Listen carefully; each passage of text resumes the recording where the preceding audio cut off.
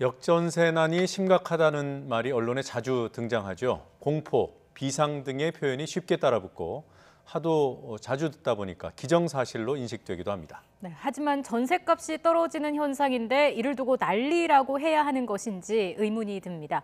쉬워야 경제다, 더 쉬운 경제에서 정철진 평론가와 함께 역전세난의 실체를 알아보겠습니다. 안녕하십니까? 네, 안녕하십니까? 어서 오십시오. 네. 네. 먼저 용어 정리부터 해볼까요? 네. 역전세난. 역전세난, 전세난의 반대말이죠. 네. 우리가 워낙 전세난에 익숙해 있는데요. 역전세난 같은 경우에는 기존의 전세난을 반대로 생각하시면 될 것 같습니다. 예. 전세 수요보다 전세 공급이 훨씬 더 많은 거예요. 그렇기 때문에 전세값은 자연스럽게 떨어질 수밖에 없죠. 그러니까 기존의 집주인이 세입자를 구할 때 어렵고 네. 기존 세입자가 뭐 나가겠습니다 할 때 보증금을 돌려줘야 되는데 네. 전세값이 급작스럽게 떨어짐으로써 돈을 못 구해하면서 이제 전전긍긍하고 각종 분쟁이 일어나는 상황이다. 이것을 이제 역전세난으로 생각하시면 될 것 같습니다. 네. 방금 전세난이라는 단어에 워낙 익숙해져 있었다라고 말씀을 해주셨는데 네. 실제로 뭐 우리 사회가 전세난 시대가 굉장히 오래되지 않았습니까? 굉장히 길었습니다. 그래서 최근 언론들을 보면 역전세난 보도가 굉장히 많거든요. 예. 그럼에도 이제 댓글들을 좀 보거나 이렇게 별 그닥 시큰둥한 반응들이 나오는 것이 거의 한 8년, 9년간 대한민국 전국적으로 전세난의 시대였다 이렇게 보면 될 것 같은데요.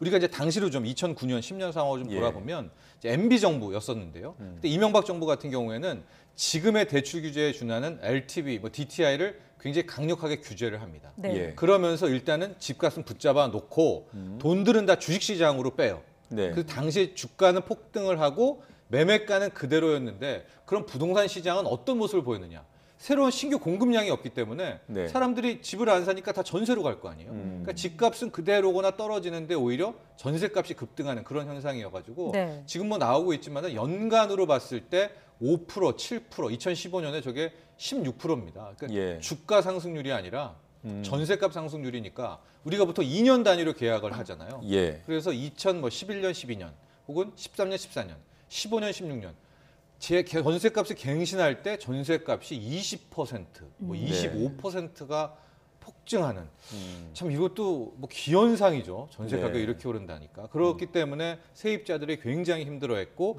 그 결과 이제 은행에 가서 전세담보대출이라는 것을 받게 되는 이제 그런 네. 상황이 돼서 현재 또 전세담보대출이 100조 원 넘게 쌓이면서 이게 또 다른 가계부채의 또 한 축을 담당하는 그게 지금까지 한 2009년, 2010년 이후에 한 8년간, 9년간의 상황이었는데 예. 이게 이제 2018년 말부터 작년 말부터 분위기가 확 바뀌면서 네. 전세난에서 역전세난이 돼버리면서 이슈화가 되고 있는 겁니다. 그러니까 2018년 말부터 네. 올해 초까지 이제 전세값이 떨어졌다는 말씀이잖아요. 맞습니다. 네. 뭐 그래프로 앞서 본 대로 8, 9년 동안에는 급하게 계속 올랐었고요. 올랐죠. 네, 네. 어느 정도나 떨어진 겁니까? 그러니까 전국적으로 좀 보면은요, 일단은 지방 쪽의 전세값 하락이 굉장히 뚜렷합니다. 그래요? 네. 거기서 보면은 이제 전국의 아파트 전세가 뭐 2018년에는 전국적으로 2.4%, 2.5% 떨어졌다 이렇게 볼 수가 있는데 예. 개별 지역으로 가보면 정말 놀랄 만큼 많이 떨어진 곳들이 있거든요. 그래요? 가령 저기 이제 경남 거제 같은 경우에는 34.98. 이게 1월 기준입니다. 그러니까 2017년 1월 대비에 저렇게 떨어졌다라는 2년 동안 2년 저렇게 동안이죠. 떨어졌다는 거죠. 그러니까 왜냐하면 2017년 1월에 계약하고 2년 있다가 2019년 1월에 계약을 했을 경우에 예. 가령 거제 같은 경우에는 35%가 떨어졌으니 네. 집주인 입장에서는 세입자에게 돌려줄 뭐 돈이 거의 없겠죠. 뭐 저기 수천만 원에 달할 테니까요. 네. 그리고 이제 뭐 울산, 세종, 심지어 부산도 거의 한 3% 가량이 떨어졌는데 1월 기준으로 보시면 서울은 일단은 한 1.7% 오른 것으로 나와서 네. 아, 서울은 아직 버티고 있다라는 생각은 들 수가 있는데 네. 네. 서울도 약간 지금 최근 분위기는 완전히 달라지고 있어요. 그러니까 수치상으로만 보면 1월에 1.78%가 올랐다면 2017년 1월 대비요. 네. 그러면 뭐 아직은 전세난인 거잖아요. 그렇죠. 그런데 최근 추이를 보면 급작스럽게 역전세난이 나오고 있는데요. 최근 4개월, 그러니까 네. 작년 12월부터만 따로따로 떼어놓고 보면은 예. 지금 연속적으로 하락을 하고 있고 네. 거의 월별 한 0.5%뭐 가량 좀 빠지고 있기 때문에 예. 요 최근에 한 1월부터 그러니까 12월부터 4월 정도까지만 보면 거의 한 3, 4%가 지금 빠지고 있는 그런 상황이 되고 있어서 예. 서울도 이제는 역전세난의 예외는 아니다. 특히 서울 같은 경우에 뭐 조금 이따 세부적으로 좀 보겠지만 네. 동남권에 대량 신규 입주 물량들이 공급이 되면서 이쪽에서부터 시작되는 전세값 하락이 서울 전체를 지금 끄집어 내리고 있다. 이렇게 분석할 수 있습니다. 그럼 예. 서울 강남에 있는 고가 주택들도 다 좀 떨어지는 추세인 건가요? 그렇죠. 특히 이제 강남 같은 경우에는 워낙 전세가 비싸잖아요. 그래서 뭐 7억, 8억 원 하는 고가 전세도 있는데 네. 이 경우 같은 경우에는 현재 뭐 1억 5천, 2억 원 정도까지 넘게 떨어진 곳들도 있고요. 네. 지금은 끝났지만 이제 송파구의 헬리오시티라고 네. 9,500가구가 실은 작년 말부터 이제 입주가 돼서 이달 초까지 입주가 됐었거든요. 예. 이 물량이 소화되는 과정에서 뭐 1억 원 이상씩 주변보다요 전세 시세가 떨어지는 같은 평수 대비 그런 상황도 많이 나와 있었는데 이제 문제는 여기서 그러면 끝이냐가 아니라 네. 앞으로도 서울과 전국적으로 공급될 이제 입주량이 많아서 당분간 역전세난은 이어질 수밖에 없다 이렇게 볼 예. 수가 있습니다. 지금 그래픽에 나옵니다만 서울 강동 지역 주요 아파트 입주 물량을 지금 정리해 놓은 것 같아요. 네, 우리 이제 시청자분들 중에서 이제 서울 쪽에 거주하시는 분들은 저 표 같은 게 굉장히 중요할 텐데 아마 제가 이제 송파구 헬리오시티 얘기를 했잖아요. 네. 이게 작년 말부터 이달 초까지 일단은 전체 왕창 공급이 되면서 전세값을 떨어뜨렸는데 여기서 끝이냐? 그게 아닙니다. 이 동남권 지역에서는 꾸준히 이제 구 강동 둔촌주공에 재건축을 했던 아파트들이 새롭게 입주하는 물량인데 예. 6월, 그러니까 5월 말, 6월, 9월, 12월, 12월. 12월 말에 전체적으로 저게 아마 뒤까지 합치면 만 세대 같은 경우가 지금 남아 있습니다. 근데 서울에 순간적으로 저렇게 한 6개월 새에 만 가구가 들어오게 된다면은 네. 예. 전세값이 저기 버틸 수가 지금 없는 그런 상황이고요. 이 동남권 지역은 옆에 또 하남시에 약 한 3,600가구가 또 입주를 합니다. 네. 이게 분양이 아니라. 네. 그렇게 될 경우에는 뭐 어마어마한 공급 폭탄이 될 수밖에 없잖아요. 예. 그래서 전세값 하락의 요인이기도 한데 현재 더 큰 문제는 강력한 대출 규제가 있기 때문에 네. 이제 집주인들이라든가 저렇게 재건축했던 저 아파트를 받았던 새로운 집주인들이 뭐 잔금을 처리를 못하는 그런 상황에서 울며 겨자 먹기로 더 싸게 전세를 내놓을 수도 있고 이제 이래서 네.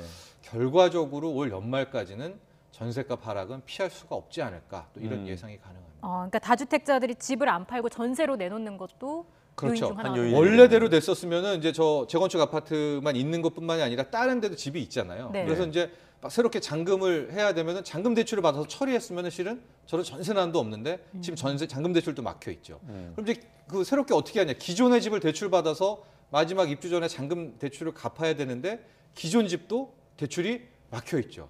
그러니까 현재 다주택자들은 완전히 집주인들은요 돈줄이 마른 상태이기 때문에 결과적으로 그렇다면은 더 급한 가격에 빨리 전세를 들여서 네. 그 돈은 아마 일단은 잔금 처리를 하려는 거 아니겠습니까? 그렇게 되면 전세값은 또 떨어지고 또 떨어지고 또 떨어지고 해서 실은 강동 이쪽 지역에 나올 한 만 세대 정도의 물량 때문에 올 연말까지는 역전세난 상황은 더 심해질 수밖에 없지 않을까 이런 예상 가능합니다. 예.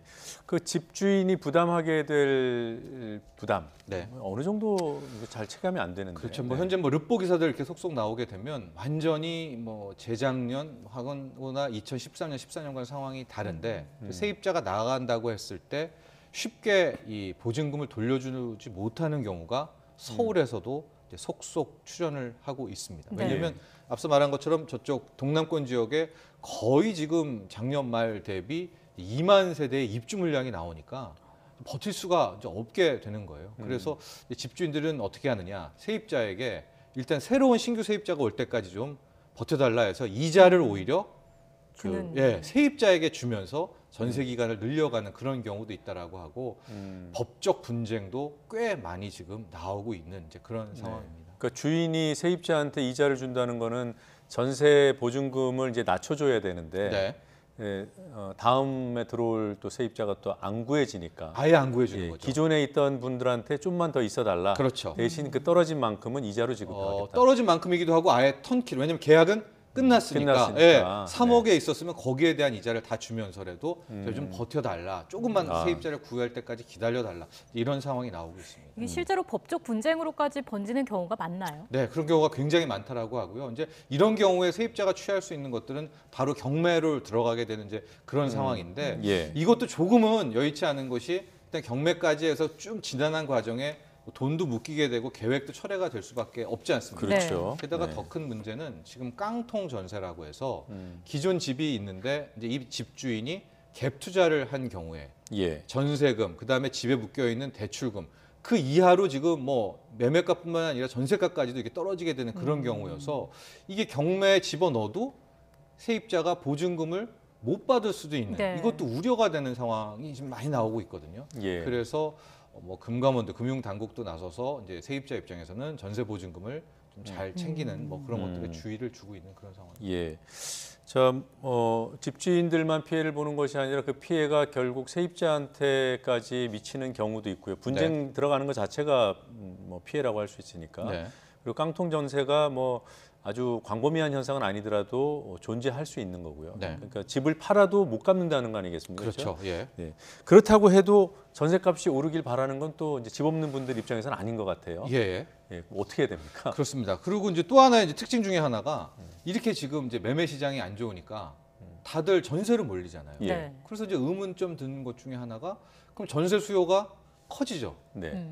그러면 전세 가격은 올라야 되잖아요. 되죠. 이게 바로 네. 이제 2010년, 11년, 12년 그때 다 집 안 샀거든요. 네. 왜냐하면 그때 분위기가 집값 떨어진다라는 게 굉장히 팽배해서 근데 그때는 전세 가격이 올랐는데 왜 지금은 전세 가격이 떨어질까? 전국적으로 떨어지고 있느냐. 역시 이제 입주 물량 앞서도 계속 설명하고 있지만은요. 전국적으로 보면은 올해 입주가 약 한 38만 가구. 근데 우리가 전국적으로 적정선이 한 25만 뭐 이 정도 보거든요. 네. 그러니까 굉장히 올해 많은 초과 공급이 나오고 있고 서울 같은 경우에도 올해 거의 5만 가구 이상, 6만이 입주하게 되는 정말 풍년인 그런 입주 네. 풍년인 한 해입니다. 근데 서울 한 4만 가구가 적정하다고 보여지니까 네. 실은 이런 상황이 지금 나오고 있습니다. 그래서 집주인들은 지금 뭐 굉장히 당혹스러워하고 막 당황해하고 힘들어하고 있지만 정말 세입자 입장에서는 간만에 누려보는, 느껴보는 하락기죠. 네. 네, 갑의 위치. 그래서 더 깎기도 하고 더 좋은 집을 골라서 하기도 하고 그렇지만 또 세입자 입장에서도 뭐 주의해야 될 부분은 반드시 또 주의를 해야 되죠. 말씀하셨던 그 보증금이. 보증금을 확보를 해야 되잖아요. 본인 그렇죠. 건데. 네, 그렇습니다. 그 피해를 만에 하나의 피해를 막기 위한 조치가 있나요? 첫 번째로는 이제 시세 대비 대출이 많은 집은 이제 피하는 뭐 아주 기본적인 거고요. 네. 네. 금융당국이 일단은 대안으로 제시한 게 전세 보증 반환 보증, 뭐 전세 보증 보험이라고 우리가 흔히 얘기하는 이제 네. 그런 상품인데 여기에 가입을 하면서 좀 자신의 이 보증금을 지키는 쪽으로 이제 금감원에서 오히려 좀 권하고 있는데요. 저 전세 보증금 반환 보증이라는 것은 뭐냐? 일단은 주택도시보증공사라든가 서울도시보증공사 같은 이 보험사들이 보증을 서주는 겁니다. 보험을 드는 거예요. 네. 그러면 세입자가 그 자신의 전세금 금액 대비 보험료를 저 회사에게 주택공사 등에 납입을 하면 네. 나중에 분쟁이 터진 거예요. 네. 계약 기간이 다 끝났는데 빼주세요 했는데 난 집주인이 못 빼준다. 예. 기다려라. 분쟁일 때 우선적으로 세입자가 저 이 주택도시보증공사나 서울도시보증공사한테 돈을 받는 받고 거죠. 나가고 네. 저쪽에서 이제 구상권을 청구하게 되는 이제 그런 상품인데요. 음. 이제 이게 이 최근에 전세금 반환에 대한 문제들도 많이 나오고 하니까 상품이 좀 업그레이드가 됐습니다. 표에서 아까 잠깐 보셨지만은 업그레이드가 한 그러니까 네. 보험료가 비싸졌다는 건가요? 아니요. 그건 일단 아니고요? 보증에 대한 거가 업그레이드가 됩니다. 보장이 확대됐다. 보장이 네. 수도권 같은 경우가 지금 7억 원까지 지금 늘어났거든요. 네. 네. 그러니까 당초에 5억 원 수준이어가지고 커버가 안 되는 곳들도 있는데 7억 원 정도면 웬만한 전세값은 충분하지 않은 집도 있겠지만 네. 정도면 되겠죠 하고 지방도 지금 한도가 5억까지가 보증을 해줍니다. 이게 늘어난 거군요. 예, 늘어났습니다. 네. 확대가 됐고 집주인 동의 없이 가입이 가능합니다. 그러니까 기존에는 집주인한테 가서 받아야 되는데 아예 자기가 찾아가서 세입자가 받을 수가 있을 것 같고요. 네. 최근에 건수를 보면은 얼마나 많은 좀 분쟁이 나고 있나를 볼 수가 있을 텐데 2018년에 저기 보십시오. 6만 건, 뭐 4만 건, 3만 건 뭐 이 정도였었는데 지금 네. 11만 건, 12만 건에 육박하고 있고요. 전체적으로 보증하고 있는 액수도 23조로 지금 2배 가까이 폭증을 그러네요. 하고 있는데 요즘에 뭐 후배들이나 신혼부부 얘기 들어보면 거의 저걸 또 다 가입을 하시더라고요. 네. 그렇다면 올 한해는 더 저 전세 반환 보증의 수요가 높아질 수 있지 않을까. 그러네요. 네. 그러니까 지금 시장에서 보증금을 돌려받기 어려울 수도 있다라는 시그널을 이미 감지하고 있는 거고요. 네. 거기에 이제 대응을 하고 있는 건데 여전히 위험이 있기 때문에 이게 조금 더 확대되는 것이 낫겠다라는 게 금융당국의 판단이라는 그렇죠. 거죠. 금융당국인데 어떻게 세입자의 보증금을 보호해줄 길이 없으니까 네. 금융당국에서는 일단 저런 보험 상품, 보증 상품을 네. 통해서 세입자 스스로 좀 지켜라 이렇게 제언을 하고 있는데요. 네. 중요한 게 그러면 보험료는 뭐 얼마나 그리고 될까? 저희가 지금 예. 뭐 상품 얘기하고 돈 얘기하니까 무슨 저희가 판매 사원이 된 것 같은데 네. 이게 공적 기관에서 담당하는 그것도 이제 있고, 예, 민간도 있지만 네. 주로 공적기관 거에 이제 수요가 네. 높죠. 예, 네. 그렇기도 한데 지금 보면은 아파트 같은 경우가 연 0.128% 정도라고 생각하시면 되거든요. 그러니까 보험료가 예, 보험료가 예, 1억을 1년간 보증하는데 드는 돈이 한 11만 원, 12만 원 정도. 네. 그럼 이제 1억을 우리가 전세 계약은 보통 2년간 하니까 네. 한 22만 원. 네. 그러면 3억 원 전세다라고 하면 이제 계약을 할 때 한 70만 원 정도를 이제 보험료를 하면은 저 어허. 상품에 들어서 일단은 보증을 할 수가 있을 것 같은데요. 예. 중요한 게 가입 시점도 좀 생각을 해 보셔야 됩니다. 저 상품에 따라서 가입한 지 1년이 지나면 아예 그 보험을 뭐 안 받아주는 이제 그러기도 전세 하거든요. 계약한 지 1년. 예, 네. 왜냐하면 그 회사 입장에서도 이게 길어야 그게 되지 않습니까? 네. 그렇기 때문에 그런 것도 있어서 하시려면 계약과 함께 확정일자 바로. 받고 바로 판단을 하시는 게 좋지 않을까 또 이렇게 생각합니다. 뭐 생소하신 분들께 설명드리자면 뭐 자동차 보험 같은 거네요. 맞습니다. 네, 네, 알겠습니다. 될것 같아요. 자, 전세 시장 분위기는 이렇고요. 매매 시장은 어떻게 될까요? 지금 이제 거래 절벽인 상황이죠. 그래서 거래 절벽일 때는 일단 가격에는 큰 의미를 두지 않는 게 맞습니다. 예. 그러니까 지금 집값도 떨어지고 있고 뭐 24주 연속, 뭐 몇 주 연속, 몇 개월 연속 집값 하락 얘기가 나오고 있는데 네. 실제 집값이 떨어졌다라는 게 완전히 확증적으로 느껴지려면 거래가 터지면서 같이 네. 떨어졌을 때 이제 진짜 제대로 된 조정이 왔구나라고 예. 볼 수가 있을 텐데요. 현재 상황은 이제 극심한 거래 절벽 상황, 거래가 끊긴 채 가격이 조금씩 혹은 일부 지역은 빠르게 떨어지고 있는 그런 상황이다라고 볼 수 있는데요. 중요한 것은 뭐 예상 부분 아니겠습니까? 네. 특히나 전문가들의 전망이 네. 궁금합니다. 최근에 이제 한국개발연구원 KDI라고 하는데 네. 4.15 경제동향에서 뭐 경기 부진 둔화 뭐 이런 얘기 쭉 하다가 전문가들 100명 넘게 해서 서울 집값을 한번 물어봤어요. 근데 60%가 떨어질 거다. 1년 내에 떨어질 수밖에 없다. 예. 뭐 유지할 것이다가 한 24%, 오를 것이다도 실은 있었습니다. 네, 정도 했었는데 저렇게 압도적으로 지금 이런 거래 절벽이라면 결과적으로 떨어질 수밖에 없다. 그리고 또 하나 특징이 실은 우리가 오늘 역전세난 얘기를 많이 하잖아요. 네. 근데 전세값이 이렇게 떨어지는 역전세난 상황이 나오고 한 이게 6개월 이상 진행이 되면 실질적으로 매매 가격도 같이 끌고 내려오는 모습들이 그동안에 많은 부동산 시장에서 보여줬던 전례가 패턴이거든요. 있었군요. 예, 그렇죠. 그러니까 전세값이 떨어지니까 못 버티고 이제 다주택자라든가 갭 투자자가 물량을 던지고 그래서 전체적으로 가격이 떨어지게 되는 그런 상황이기는 한데 그래서 어쨌든 지금 분위기로는 떨어진다 쪽이 뭐 우세, 압도적으로 전망이 우세하다. 전망이 우세한 것 같습니다. 평론가님께서도 같은 근데 이제 생각이신가요? 저는 조금은 아직은 좀 확인해 봐야 될 것이 있다라는 게 거래 절벽이란 부분이 약간 걸리거든요. 네. 예, 주식도 그렇고 모든 자산 시장이 가격이 믿을만 하려면 거래가 좀 붙어야 그 가격을 믿을 수가 있거든요. 그러니까 뭐 지난 작년 9월 같은 경우에 막 호가가 몇 억씩 뛰었을 때 그걸 우리가 가짜다라고 했던 게 거래가 거래가 없이 안 됐으니까. 뭐 몇 건 안 됐잖아요. 그러니까 마찬가지로 지금 떨어지고는 있는데 거래가 많지 않기 때문에 현재 이것을 믿어도 되냐? 네. 왜냐하면 이게 정말로 하락세라면 만약 현 시점에서 대출 규제 풀어질 경우에도 급반등이 없어야 되거든요. 네. 근데 지금 누구나 다 주변에서 만에 하나 정부가 대출 규제를 풀어주면은 어떻게 할래 이렇게 좀 이렇게 물어보면 아직도 집 산다. 쪽이 많죠. 그래요. 예, 많아요. 게다가 지금 당국의 생각과는 달리 금리가 안 오르고 있거든요. 네. 못 올리고 있고 미국도 못 올리고 있고 오히려 주택담보대출 금리도 떨어지고 있고 그러니까 네. 이런 상황에서라면 아직까지는 집값을 완전히 잡았다라고는 좀 섣부른 측면이 있고 오늘 주제를 했더니 역전세난도 이게 좀 이례적입니다. 왜냐하면 작년 말부터 연초까지는 이 동남권의 뭐 송파 헬리오시티 지금 뭐 여름부터 5월 말부터 연말까지는 강동 지역에 또 어마어마한 물량.